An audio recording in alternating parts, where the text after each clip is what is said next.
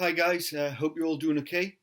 Further to what we've shared over the last few weeks, I hope you're experiencing God's peace and a heart burning within you as you know His presence with you. Please connect with our playlists and videos today and join together in communion with us. Listen out to Lenny talking us through today's passage. But with that, let's open up our hearts to what God has to say to us today. Let's open our Bibles and read John chapter 21. It says, afterwards, Jesus appeared again to his disciples by the Sea of Galilee. It had happened this way. Simon Peter, Thomas, also known as Didymus, Nathanael from Cana in Galilee, the sons of Zebedee, and two other disciples were together. I'm going out to fish, Simon Peter told them. And they said, we'll go with you. So they went out and got into the boat, but that night they caught nothing. Early in the morning, Jesus stood on the shore, but the disciples did not realize that it was Jesus. He called out to them, friends, haven't you any fish? No, they answered. He said, throw your net on the right side of the boat, and you will find some. And when they did, they were unable to haul the net in because of the large number of fish. Then the disciple whom Jesus loved said to Peter, it is the Lord. And as soon as Simon Peter heard him say, it is the Lord, he wrapped his outer garment around him, for he had taken it off, and jumped into the water. The other disciples followed in the boat, towing the net full of fish, for they were not far from shore, about 100 yards. When they landed, they saw a fire of burning coals with fish on it and some bread. And Jesus said to them, bring some of the fish you've caught. So Simon Peter climbed back into the boat and dragged the net ashore. It was full of large fish, 153, but even with so many, the net was not torn. Jesus said to them, come and have breakfast. None of the disciples dared ask him, who are you? They knew it was the Lord. And Jesus came, took the bread and gave it to them, and did the same with the fish. This was now the third time Jesus had appeared to his disciples after he was raised from the dead. And when they had finished eating, Jesus said to Simon Peter, Simon, son of John, do you love me more than these? Yes, Lord, he said. You know that I love you. Jesus said, feed my lambs. Again, Jesus said, Simon, son of John, do you love me? He answered, yes, Lord, you know that I love you. Jesus said, take care of my sheep. The third time he said to him, Simon, son of John, do you love me? And Peter was hurt because Jesus asked him the third time, do you love me? He said, Lord, you know all things. You know that I love you. Jesus said, feed my sheep. Very truly, I tell you, when you were younger, you dressed yourself and went where you wanted. But when you are old, you will stretch out your hands and someone else will dress you and lead you where you do not want to go.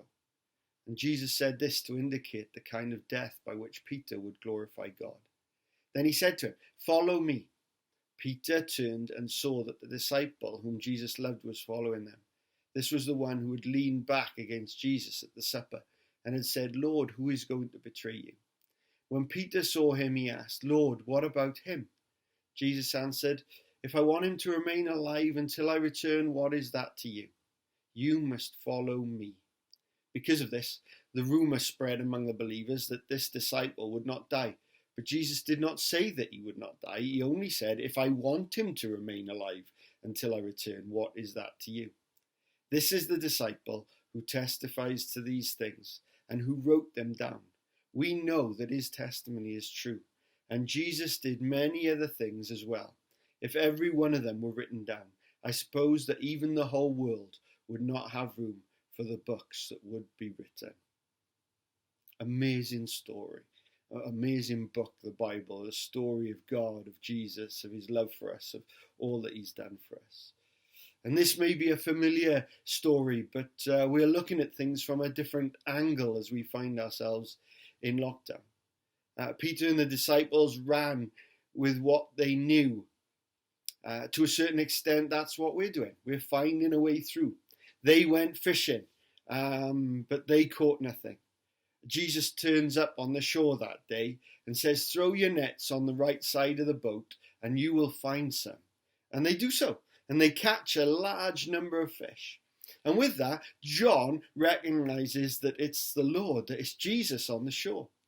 And when he hears that, Peter jumps into the water. He can't wait to spend more time with Jesus.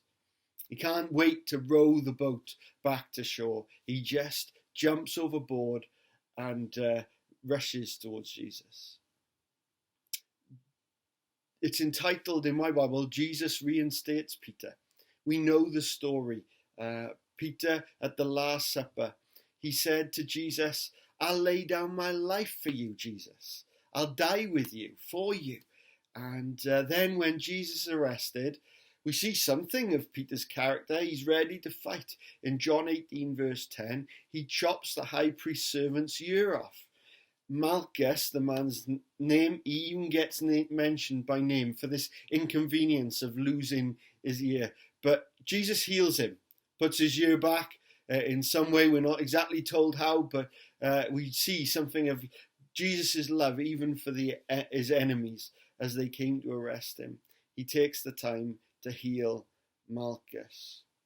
Peter was ready to fight, but he's told to put his sword away, and then Jesus is taken away, and Peter follows at a distance. A servant girl, on 3 different occasions, he's asked by a servant girl whether he's one of Jesus' disciples. And Peter denies 3 times, and the cockerel crows, and Peter remembers Jesus' words that he'll deny him 3 times, and he weeps. Early on Easter Sunday morning, news comes of the empty tomb. What does Peter do? He runs for the tomb. He was there in the locked room as Jesus appears and said, peace be with you. He was there the second time, and then they go fishing. They just trying to find a way through. They go to what they know, and maybe that'll be the temptation after this lockdown, to just return to what we know. But Jesus appears on the beach that day, and as they've fished all night and caught nothing, Jesus says, cast your nets on the other side. And we might have lived our life a certain way, and maybe in this moment Jesus is meeting with us and saying, let's do this a different way. And with that, Peter jumps in the water. He can't wait to row the boat back to shore. He just wants to spend time with Jesus, and I trust that'll be our heart too. Peter's trying his best. It's obvious he loves Jesus. He knows he's the Messiah, the Son of God. Jesus said that was revealed to him by God earlier on. His intentions are good, but under pressure, he fails. Aren't we just like him? As we read on in this story, Jesus asks him 3 times, do you love me? And we link it with the 3 denials and the heading that we've just read, Jesus reinstates Peter. That Peter, along with the Great Commission in Matthew 28, Jesus commissions Peter in this passage to feed his lambs, to take care of his sheep, and to feed his sheep. Jesus has a plan for Peter, a purpose for him to fulfill, and warns him of the death that he will face. And Jesus then tells Peter just to follow him. He looks around at the other disciples, and particularly John, and says, well, what about him?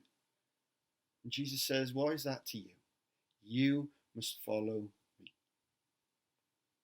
When we meet Jesus, we can't help but be touched and changed by him.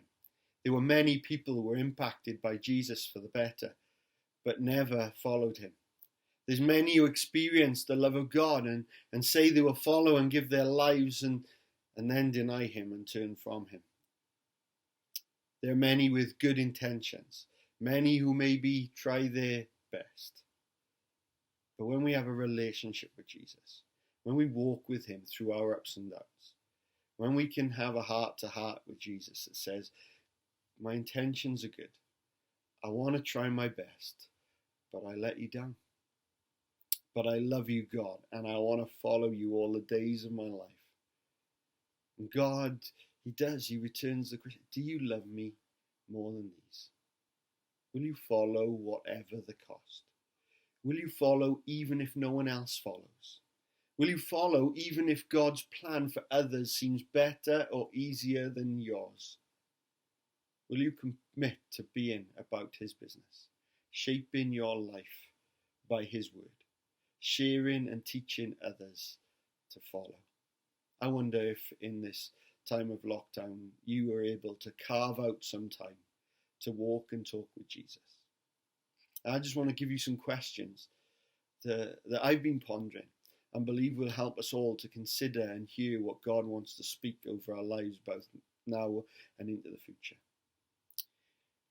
As life has changed for us, I wonder what parts of life we're missing right now and why we're missing them. I wonder if there's things that we're enjoying in this lockdown time, that we're enjoying a break from some things, and why that is. What are we maybe having time to do in this lockdown that we're appreciating, that we didn't get a chance to get round to before? And within that, when we ask the why are we missing those things? Why are we enjoying the things that are different? Or why are we struggling with the things that are different? I wonder if our thoughts and attitudes in that are godly. Is God wanting us to appreciate and value things that we have taken for granted or not valued till now? Is God wanting to set us free from some stuff that has become a part of our lives that we weren't created to share? Are there things that God wants to be a part of our lives that have been missing from our daily lives? What might God be wanting to say into our lives in this time? What might he want to say about him and his word, prayer and quality time with him, and the way that we live our lives? What does he want us to grasp of who we are in him? About the way that we value others, about our sin, things that are just part of our lives that he would like to put his finger on and set us free from. Are we truly following him? Are we truly living for him? I believe that if we in this time journey with some of these questions, we can come through this stronger and see God do great things in our lives. And so be refreshed and consider how God may want your life to look on into the future. And I pray that God would lead, bless and guide you in and through this time.